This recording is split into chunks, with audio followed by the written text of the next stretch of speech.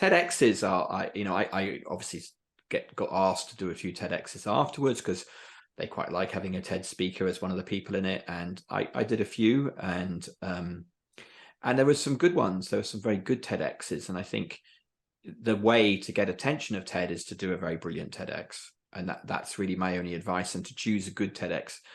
I don't know whether they look at every talk. I know that they've looked at every talk of mine, because there was one they started talking about putting on the TED.com, which is where it starts to really break through, and they chose not to.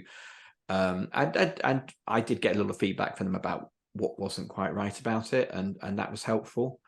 So I think they do look at it, and obviously some TEDx's. I mean, Simon Sinek's was a TEDx, and it's one of the biggest watches ones. So, they can be absolutely huge. And also, I would say that being on the TED.com, the TED stage, does not guarantee you that it goes on the TED.com. So there were several people who I heard speak live in 2010, and I went to another couple of TED conferences too, who never made it to the website.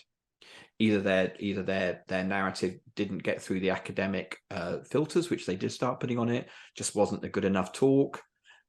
So that must be crushingly disappointed to be asked to TED and then not get on TED.com. So it's not a guarantee if you speak at TED conference, you go on the website.